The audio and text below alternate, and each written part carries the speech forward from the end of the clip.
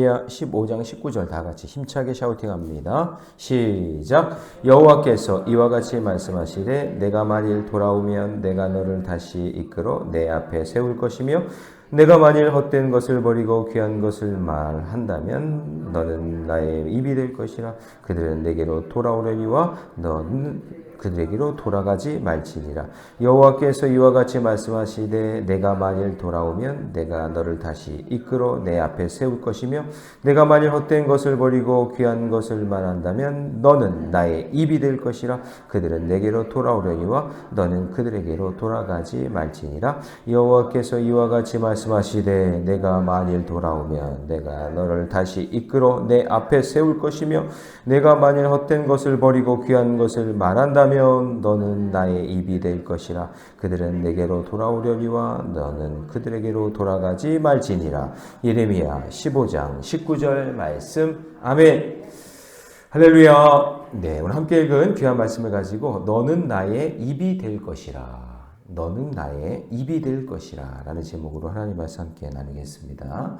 자, 우리는 어제 이제 신앙의 균형에 대한 이야기를 했죠. 사랑의 하나님, 공의의 하나님 이렇게 있고, 사랑의 하나님은 구원의 하나님이라면 공의의 하나님은 심판의 하나님이다 이렇게 말씀을 드렸습니다. 그래서 신앙의 균형이 있는 사람은 어떤 선한 영향력을 끼칠 수 있는 그런 사람이라고 했지요. 그런데 선한 영향력을 끼칠 사람, 의인 한 명이 없어서 지금 남유다는 이제 망하게 되는 그런 상황이 된 겁니다. 그리고 신앙의 균형이 있는 사람은 끝까지 하나님께 붙어 있는 사람입니다. 왜냐하면은 나의 힘으로는 균형을 잡을 수 없으니까 하나님을 의지하는 거죠. 하나님, 제가 균형 잡을 수 있는 마음을 주세요. 하나님, 저의 형편을 이렇게 주장해 주세요. 이렇게 기도할 수 있잖아요. 그죠? 그래서 끝까지 하나님께 붙어 있는 사람이고, 그리고 균형을 잘 잡고 있기 때문에 돌이킬 줄 아는 사람입니다. 뭐가 죄인지, 뭐가 선인지 악인지 알 수 있기 때문에 그 균형 잡힌 그 모습으로 다시 돌이킬 줄 아는 그런 사람이 균형 잡힌 사람이라고 볼 수 있습니다. 자, 그래서 하나님은 이런 균형 잡힌 사람들을 부르셔서 하나님의 말씀을 전하는 입술로 전하게 됩니다. 그러니까 여러분 이런 거잖아요. 이쪽 편도 들으면 안 되고 이쪽 편도 들으면 안 되고 하나님의 말씀을 잘 전해야 되는 거예요. 그러면 균형을 잡고 있어야 될 거 아니에요? 한쪽으로 치우친 사람을 사용하면 그러면 한쪽으로만 계속 치우칠 거 아니에요. 그러니까 균형 잡힌 사람들 사용하셔서 하나님의 스피커로 사용하신다라는 거죠. 자, 그러면 오늘 본문에서 너는 나의 입이 될 것이라고 했는데 이게 무슨 얘기냐면 하나님의 입술이 되는 거예요. 하나님의 생각과 하나님의 뜻, 하나님의 말씀을 전하는 입술. 여러분들이 어떤 복음을 여러분들이 가지고 있는데 누구에게 그 복음을 전하면 여러분들이 하나님의 입술이 되는 줄 믿습니다. 할렐루야. 예. 근데 그 입술이 하나님의 말씀만 전해야 되는데 남을 비방하고 욕하고 흉보는 거 똑같이 또 전하고 또 그냥 안 좋은 말하고 입에 담지 못할 말하고 그러면은 그 입술은 하나님의 입술이라고 할 수 없잖아요. 하나님의 입술은 하나님이 말하라고 하는 그것만 전하면 되는데, 그렇죠? 바라기는 우리 모두가 하나님의 입술이 되어서 주님이 기뻐하시는 말을 전할 수 있는 저와 여러분이 되시기를 축복합니다. 자, 그러면 첫 번째로 하나님의 입술이 되는 사람은 어떤 사람이냐면 내 삶의 경계 안에서 하나님의 뜻을 발견한 사람이에요. 하나님의 뜻을 발견한 사람.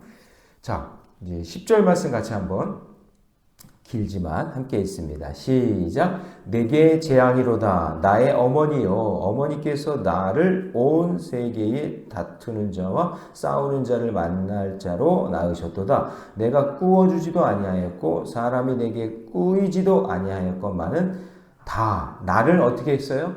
저주하는도다. 지금 예레미야의 입장에서는요. 유다의 멸망을 예언했다가 하나님이 시키는 말, 하나님이 하라고 했던 그 말을 했다가 모든 사람들에게 저주를 받는 신세가 됐대요. 여러분 우리도 그럴 때 있잖아요. 예수 믿으라고 이야기하고 신앙생활 같이 하자 하고 그리고 막 믿음의 길 같이 걷자고 얘기하고 이렇게 살면 안 된다. 이렇게 살아라. 이렇게 얘기하고 그래도 이제 요즘에 아이들한테 제가 여원아 이렇게 되면 해야 되지 않겠냐. 정원아 이렇게 해야 되지 않겠냐. 제가 바른 소리만 하잖아요. 그러면요 애들이 저를 미워해요. 엄마는 좋아하고 아빠는 싫어하고 아니 바른 소리 하고 좋은 소리 하면은 그래요 아버지 제가 아버지 말에 순종하겠습니다. 제가 이제 핸드폰 그만 보고 공부를 열심히 하겠습니다. 이렇게 하면 얼마나 예뻐 얼마나 좋아. 근데 아무리 얘기를 하고 그래도요 그냥 나는 나쁜 사람인 거예요. 아빠는 자기 하는 걸 못하게 하니까. 그렇지 않아요? 그렇지 않아요? 지금 예레미야도 그런 거예요. 다 나를 저주한다. 내가 하나님 시키라 했던 그 말 내 입술에 담아서 그거 얘기했더니 사람들이 나를 다 싫어한다. 우리만 그런 게 아니라 예레미야도 그러고 있는 거예요. 그래서 하나님이 나에게 힘과 복을 주시겠다고 그래도 약속하시는 거예요. 11절 그 상반절에 보면 여호와께서 이르시되 내가 진실로 너를 강하게 할 것이요 너에게 뭐를 받게 해요? 복을 받게 하겠다. 그러니까 너 지금 다 사람들이 너를 저주하고 너를 힘들게 하지만 근데 내가 다 알고 있어. 내가 너 다 알아. 너 그 눈물도 받고 너 가슴 아픈 건 내가 다 알아. 내가 너 복을 줄 거니까 그래도 감당해야 돼 라고 얘기하는 거죠. 자, 그런데 그 뒷부분을 보세요. 이제 뒷부분을 보니까 이제 복을 받게 할 것이며 이렇게 되어 있는데 내가 진실로 내 원수로 재앙과 환난의 때에 내게 간구하게 하리라. 그러니까 여러분 환난과 이런 재앙을 피하는 게 아니라 그 상황 속에서 내가 너를 간구하게 한다. 그게 하나님이 부르신 우리 목적이에요. 그 입술을 그렇게 사용하시는 거예요. 아우 복 받게 하신다. 그러니까 좋은 게 아니라 좋은 거죠. 좋은 건데 그런데 진짜 필요한 입술은 어느 때 입술이냐면 재앙과 환난의 때에 하나님께 간구하는 입술이 돼야 된다는 거예요. 포기하지 말고 나를 저주하고 나를 미워하는 사람이 있어도 포기하면 안 돼요. 끝까지 내 가지고 있는 신앙의 그 가치관을 가지고 믿음의 길을 걸어가야 되는 거예요. 그래서 이 약속은요, 예정된 백성이 멸망 가운데 이루어지고 슬프고 어려운 일들이 있을지 모르지만 그러나 내가 하나님이 부르신 선지자로서 하나님이 나에게 그 입술을 나에게 주셨으니 그 말을 주셨으니까 그것을 담대하게 선포할 수 있어야 된다라는 거예요. 그래서 어떤 일이 오냐면은 13절에 보니까 뒷부분에 보면 국경 안에서 모든 재산과 보물로 값없이 탈취를 당하게 되고 그러니까 바벨론이 쳐들어오니까 이런 일이 일어나겠죠. 그 다음에 14절 같이 있습니다. 14절 시작. 내 원수와 함께 내가 알지 못하는 땅에 이르게 하리니 이는 나의 진노의 맹렬한 불이 너희를 사르려 함이라. 알지 못하는 땅이라는 건 바벨론 포로로 끌려갔다는 얘기잖아요. 그러니까 그런 날이 온다는 거예요. 그런 날이 오더라도 끝까지 너희들은 나의 말을 입술에 담고 선포해야 된다라는 것을 이야기하고 있는 거예요. 그래서 여러분 절망스러워 보이는 그리고 희망이 없는 것 같고 그리고 힘들고 또 나를 그렇게 미워하는 사람들이 있어도 여러분 굽히면 안 돼요. 그 하나님이 주신 그 말에 대한 그 본뜻은 굽히면 안 돼요. 끝까지 나는 그래도 하나님이 나를 구원하셨고 나는 믿음의 백성이고 우리는 믿음의 길을 가야 돼. 이거를 끝까지 여러분 가지고 선포할 수 있어야 된다는 거예요. 그러면 나중에 하나님께서 그 마음과 정성을 통해서 그 공동체의 그 가정을 살리는 역사가 일어나요. 저희 어머니도 보니까 엄청 핍박당하고 엄청 힘든 그 신앙의 초기 예수 믿는 집에 시집으로 왔으니까 예수 안 믿는 집에 시집으로 왔으니까 그럼 모든 게 다 핍박일 거 아니에요. 모든 게 다 다른 거잖아요. 근데 그럼에도 불구하고 감사한 게 저희 어머니는 장로교 출신인데 이렇게 가면은 구역회라는 게 있잖아요. 장로교에도. 가면은 거기 가면 위로해주는 사람, 이렇게 아무도 의지할 게 없는데 그 공동체 안에서 그래도 같이 기도해주는 사람. 계속해서 핍박이고 계속해서 힘들고 어려운 인생길이지만 그때 신앙을 잃어버리지 않고 끝까지 지키는. 할렐루야. 네. 그러면 하나님께서 놀라운 역사의 길로 인도해 주시는 거예요. 저희 집안은 신앙이 저희 어머니가 시작이라고요. 근데 저하고 제 동생이 목사 될 수 있었던 것은 모르겠어요. 다른 건 다 하나님의 은혜고 하나님께서 계획해 주신 거지만 그래도 누군가는 끝까지 믿음을 지키고 그 입술에서 복음을 전하고 신앙의 말을 하고 믿음의 말을 했던 그 사람이 있었기 때문인 거잖아요. 그렇잖아요. 그렇죠? 그러니까 여러분 우리도 끝까지 믿음을 지켜야 돼요. 그래서 구약에 보면은 다윗이 끝까지 믿음을 지켰죠. 믿음을 지켜서 광야 속에서도 부르짖으니까 환난 당한 자, 원통한 자들이 하나둘씩 모여서 아둘람 공동체가 되는 거예요. 하나씩 모여서.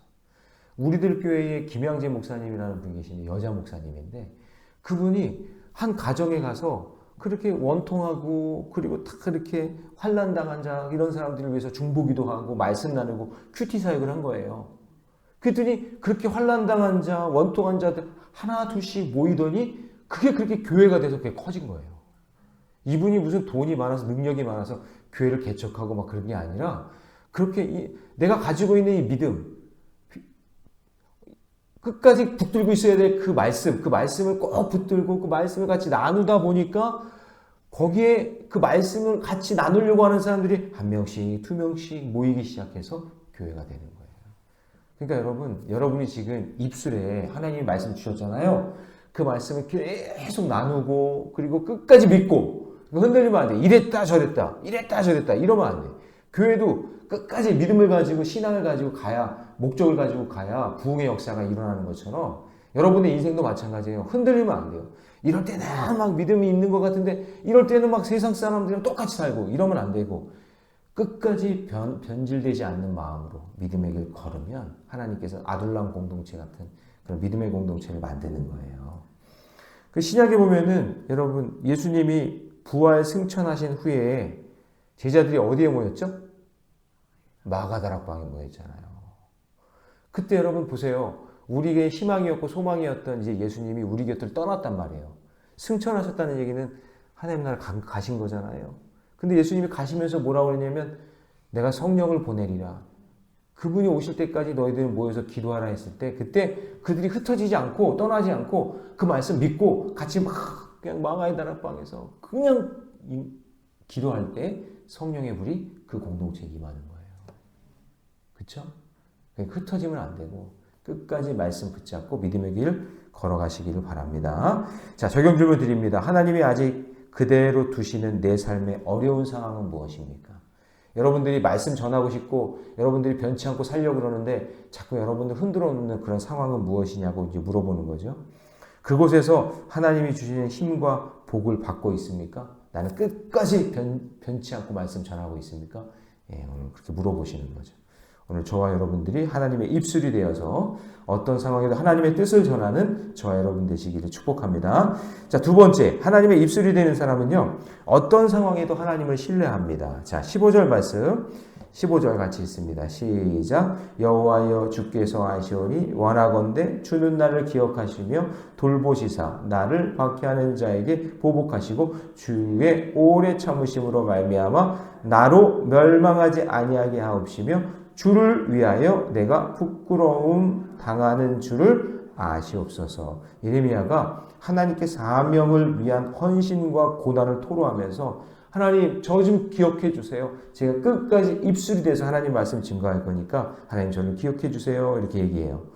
예레미야는 자기의 수고 헌신을 이야기하면서 생수의 근원이신 하나님을 믿고 충성했지만 이제 남은 것은 상처와 고통뿐이고 아픔뿐이니까 하나님 제가 쓰러지지 않고 흔들리지 않기를 원합니다.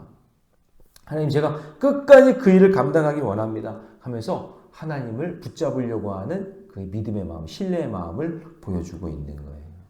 네, 여러분 때로는 눈물 나고 지치고 힘들어도 끝까지 붙잡으셔야 돼요. 끝까지 하나님을 붙잡으셔야 돼요. 마지막에 승리할 수 있는 사람은요. 변치 않고 하나님의 말씀 꼭 붙잡고 사는 거예요. 근데 이 예레미야의 마음속에는 계속한 자기를 지지해주고 자기를 믿어주는 사람이 한 명도 없으니까 너무 힘든 거예요. 그래서 뭐라고 표현하냐면 자 18절 말씀 같이 읽어봅니다. 시작. 나의 고통이 계속하며 상처가 중하여 낫지 아니함은 어찌 됨이니까 주께서는 내게 대하여 물이 말라서 속이는 시내 같으시니까. 이게 무슨 말씀이냐면 지금 너무 힘든데 하나님은 내가 너 복 줄 거야. 내가 너 생명의 생수를 줄 거야.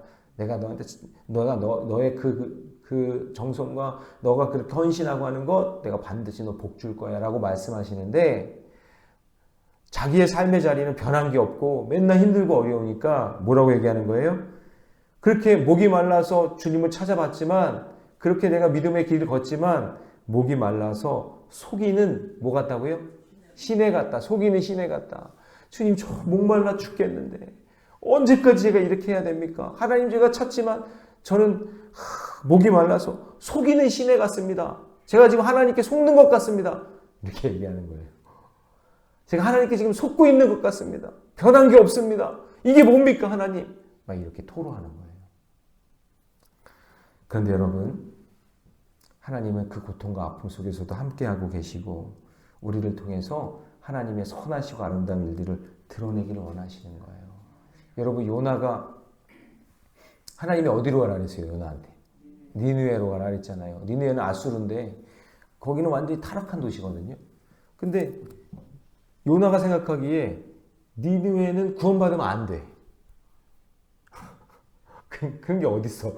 자기 마음대로 구원받으면 안 되는 거예요. 그래서 어디로 갔냐면 다시스로 가려고 배를 타고 가잖아요. 근데 하나님은 어떻게 해요? 풍랑 만나게 해서 배에 빠뜨려가지고는 큰 물고기에 물어가지고 니느웨 갔다가 토해 놓는단 말이죠. 그럴 때 그 심정이, 야, 이게 뭐지? 하나님, 이게 뭐지? 아니 거기 그 구원 받을 만한 사람이 하나도 없는 나라인데 왜 거기다 가라고 하시고, 아니 내가 가기 싫은데 왜 자꾸 거기 가라고 하시지? 원망과 불평이 가득할 거예요. 그래서 건성으로요, 그냥 하루 만에 그냥 건성으로 돌아다니면서 복음 전하고 했단 말이에요. 근데 하나님의 계획은 뭐예요? 그 아수르 땅에, 니느웨 땅에요, 모든 사람이 자복하고, 개들도, 가축들도 자복하고, 죄를 자복하는 놀라운 구원의 역사가 일어났잖아요. 그렇죠? 거짓말 같은 일이 일어난 거예요. 말도 안 되는 일이 일어난 거예요. 그러니까 여러분, 우리도 마찬가지예요. 지금 내 형편과 상황이 말도 안 되는 것 같고, 이게 도대체 내가 이 일을 왜 하냐 말이에요. 하나님, 저 속이는 거 아니에요? 밑 빠진 독에 물 붓기 같아요. 하나님, 이렇게 말씀 전하고 이렇게 하는데 언제 부흥을 주실 거예요? 언제 놀라운 일들을 보여주실 거예요? 언제 그 사람이 변화되나요? 언제 그 사람이 주께로 돌아오나요? 그런 마음이 들지만 그럼에도 불구하고 순종하셔야 돼요. 순종하셔야 돼요. 그러면 하나님은 저 아수르 같은 그 완악한 민족도 변화시키는 하나님의 계획을 가지고 계시다는 것을 잊지 마시기 바랍니다. 여러분, 하나님 속이는 분이 아니에요. 믿으십니까? 속이는 신에 속이는 분이 아니라고요. 여러분, 적용 질문 드립니다. 요즘 내가 하나님께 불평하는 일이 있습니까? 그 안에 도사리고 있는 나의 교만과 생색이 있다면 여러분 내려놓으셔야 돼요. 하나님 반드시 나를 향해 큰 계획을 갖고 계시다는 것을 믿으시기 바랍니다. 자, 마지막 세 번째, 하나님의 입술이 되는 사람은요, 하나님과 동행하는 사람입니다. 자, 19절 말씀 함께 있습니다. 시작. 여호와께서 이와 같이 말씀하시되 내가 만일 돌아오면 내가 너를 다시 이끌어 내 앞에 세울 것이며 내가 만일 헛된 것을 버리고 귀한 것을 말한다면 너는 나의 입이 될 것이라. 그들은 내게로 돌아오려니와 너는 그들에게로 돌아가지 말지니라. 자, 탈진하고 또 회의감도 들고 억울하고 아무것도 안 일어나는 것 같지만 하나님께서는 우리를 그 하나님의 입술을 사용하셔서 복음을 전하게 하시는 줄 믿습니다. 그러려면 여러분 끝까지 동행해야 돼요. 하나님이 우리의 상황과 여건을 잘 이끌어 주셔서 지금은 너무나 힘들고 지치는 것 같지만 끝까지 하나님께 붙어 있는 사람을 하나님은 사용하세요. 하나님이 저리 가! 저리 가! 라고 해도 여러분 끝까지 매달려야 돼요. 그러면 제가 징계에 대해서 얘기했지만 애들이 너무나 말 안 들면 너 나가! 그러잖아요. 너 집에 나가! 이렇게 얘기하잖아요. 그럼 그거 진짜 나가라는 말일까요? 그거 아니잖아요. 그렇죠? 그러니까 하나님이 아무리 나를 밀치고 아무리 힘들고 어려운 상황 속에서도 끝까지 하나님께 붙어 있어야 돼요. 그래서 여러분 열왕기 상하랑 역대 상하를 쫙 보면은 다윗에 대해서 이야기할 때 다윗이 가장 많이 말했던 게 뭐냐면 다윗이 어디로 가든지 여호와께서, 이 표현이 엄청나게 많이 나와요. 그러니까 뭐냐면 다윗의 신앙이 어떤 신앙이냐면 정말 신앙이 최고조에 이르렀을 때는 무엇을 하든지 그냥 하나님께 기도하는 거예요. 하나님께 붙어 있어요. 큰 전쟁을 치르든 작은 전쟁을 치르든 하나님 어떻게 할까요? 하나님 어떻게 할까요? 하나님께 계속 물어보는 거예요. 근데 교만이 쑥 들어오면서 하나님과 어떻게 돼요? 멀어지는 거예요. 기도 안 해요. 새벽제단 안 나와. 하나님과 점점점 멀어져. 그러면 그때부터는 하나님이 다시 오게 하려고 또 징계를 주는 거예요. 그래서 밧세바 사건 같은 이런 일들이 일어나는 거예요. 그러니까 여러분 어떤 상황이 와도 사람이 떠나고 기회가 떠나고 희망이 떠날지라도 우리는 하나님을 떠나서는 절대 살 수가 없습니다. 끝까지 하나님 붙잡고 믿음의 길 걷는 저와 여러분 되시기를 축복합니다. 자, 이제 질문합니다. 주님과 함께하고자 절망과 의심의 자리를 떠나 내가 다시 돌아가야 할 자리는 어디입니까? 혹시 하나님이 기뻐하시지 않는 자리에 있다면 돌이키고 하나님이 기뻐하는 자리로 나아가시기 바랍니다. 자, 말씀 정리합니다. 너는 나의 입이 될 것이라 라고 했어요. 입술이 되기 위해서 첫 번째, 내 삶의 경계 안에서 하나님의 뜻을 발견하는 사람. 두 번째, 어떤 상황에도 하나님을 신뢰하는 사람. 세 번째, 하나님과 동행하는 사람. 그런 사람을 하나님이 입술로 사용하신다는 것을 잊지 마시기 바랍니다. 기도하겠습니다. 사랑의 하나님, 주님의 은혜 감사합니다. 우리에게 허락하신 사랑과 환경이 힘들더라도 오직 은혜로 구원을 이루어 가게 하여 주옵소서. 내 삶의 형편이 바뀌는 것 같지 않고, 그리고 모든 것이 잘못된 것 같고 틀린 것 같고, 그리고 나를 속이는 시내와 같이 생수를 먹어야 되는데 먹지 못하는 그런 상황이 된다 할지라도 주님, 나를 사랑하시고 나를 선하게 인도하신다는 것을 믿게 하여 주셔서 언제나 내 삶의 자리에서 하나님의 입술이 되어 주의 말씀을 증거하는 귀한 삶을 살 수 있도록 인도하여 주시옵소서.